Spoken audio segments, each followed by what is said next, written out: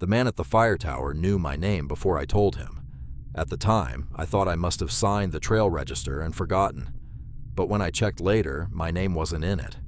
This happened when I was 28.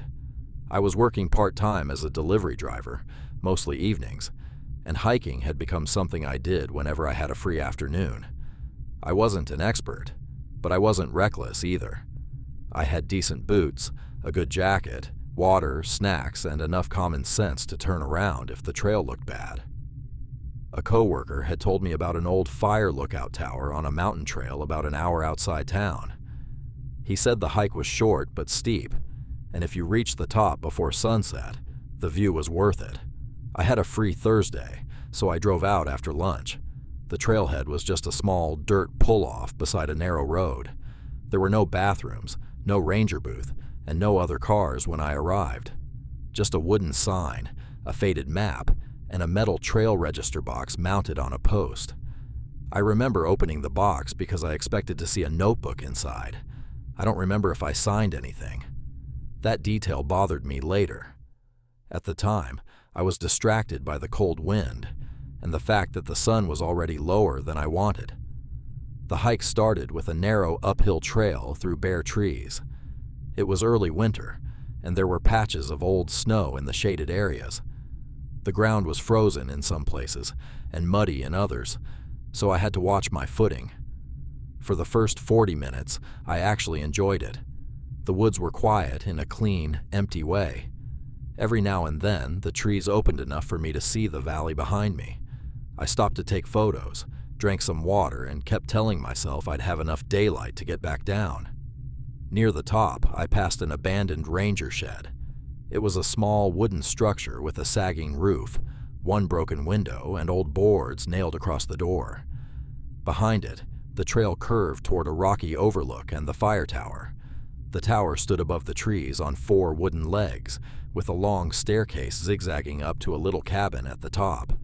The cabin windows were dark, and the door up there had a lock on it. The whole thing looked older than I expected, but still impressive. That was where I saw him. A man was sitting on the lower steps of the fire tower, maybe 10 feet up from the ground.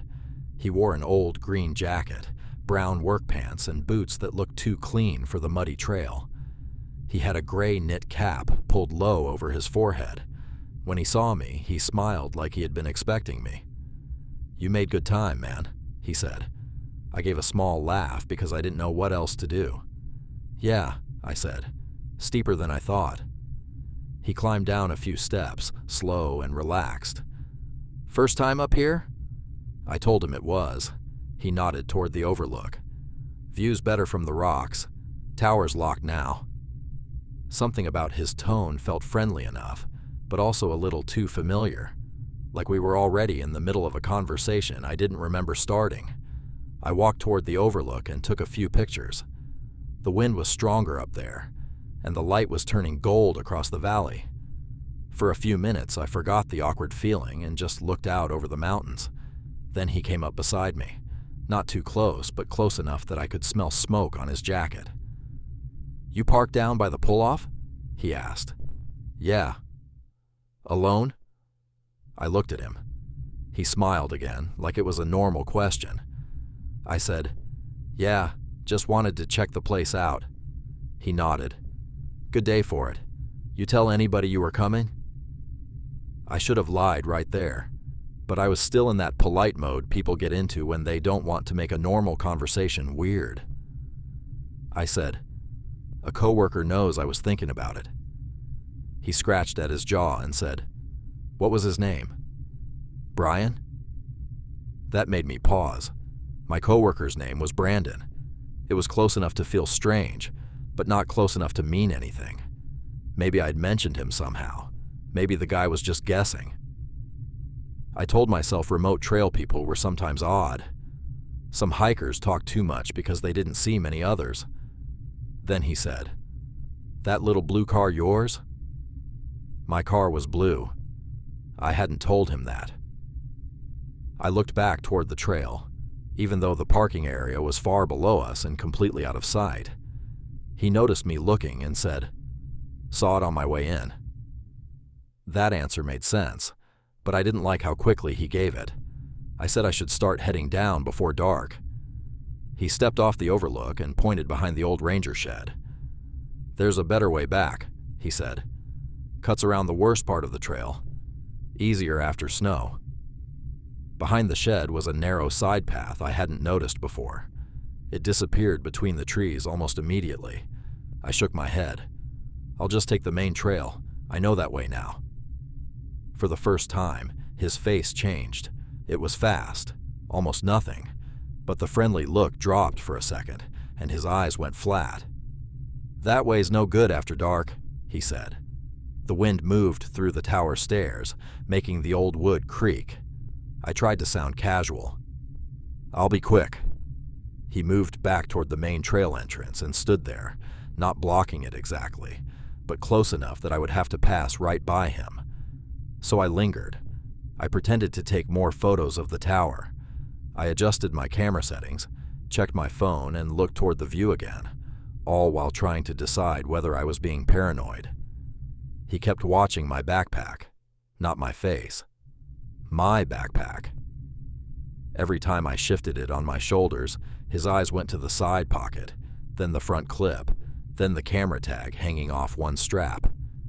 He said, "People get turned around up here all the time." I didn't answer. He smiled again. "Especially when they think they know better." That was when I noticed the ground around the tower. There were boot prints everywhere, circling the steps, going toward the shed, going toward the side path. But I couldn't see any fresh prints leading back down the main trail. Mine were there, coming up. His weren't. At least not in a way I could clearly follow. I suddenly wanted to check the trail register, not because it mattered, but because I needed to know how he knew my name. I walked back toward the post near the edge of the clearing and opened the metal box. It was empty. No notebook, no paper, no pencil, nothing. I stood there with my hand on the lid, feeling a slow, cold move through my stomach. Then I remembered my camera bag. My name was printed on a small luggage tag clipped to the outside strap. I had put it there years ago after almost losing the bag at a bus station. For him to read it, he would have had to stand close behind me at some point, close enough that I didn't notice. I closed the box and turned around. He was standing on the trail, not near it anymore, on it. "You should wait," he said. "Dark comes fast up here." His voice was still calm. That was the worst part. He didn't sound angry. He sounded like someone giving advice. I said, "My brother's actually hiking up to meet me." The lie came out before I had time to think. His eyes moved past me, down the trail. I raised my voice and looked into the trees behind him. "Hey," I called out. "I'm up here." There was no one there. For 2 seconds, neither of us moved. Then the man turned his head slightly, listening. That was enough. I walked straight toward the trail. I didn't run. I didn't shove past him. I just moved with the kind of fake confidence you use when you're trying not to look scared. He didn't stop me. But once I was on the trail, I heard his boots behind me. He stayed back maybe 30 or 40 feet. Far enough that if I turned around, he could pretend he was just leaving too. Close enough that I could hear him when the wind died down. The trail felt much steeper going down. The light was fading fast, and the patches of snow had started to freeze again. Twice I slipped and had to grab a tree to keep from falling. I wanted to call someone, but my signal kept dropping. I didn't want him to hear panic in my voice, so I held the phone to my ear and pretended. "Yeah," I said loudly. "I'm almost down. Stay by the car." The footsteps behind me stopped for a moment, then started again. The last 10 minutes felt longer than the whole hike up. Finally, through the trees, I saw headlights sweep across the lower trail. A car was pulling into the small parking area. That was when I ran. I slid the last part of the trail, almost falling onto the road. An older man was getting out of a pickup truck with a flashlight in his hand. I went straight toward him and said, "Can you stay here for a second? There's someone behind me."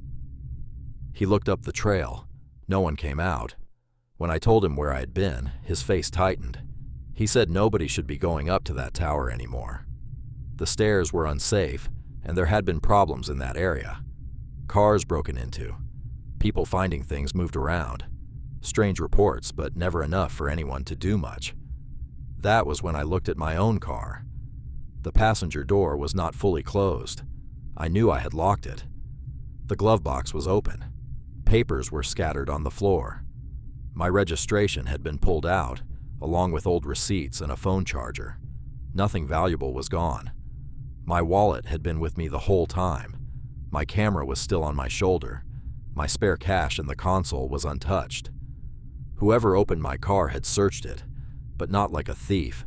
They had looked for information. I never saw the man again. I reported it, but I don't know if anything came from it. There were no cameras at the trailhead, no real description beyond old hiking clothes and a calm voice, and no proof that he had done anything except make me uncomfortable. But I still think about how he said my name without asking. I think about him standing on that trail, smiling like he was helping me. And I think about my open glove box, with everything valuable still inside.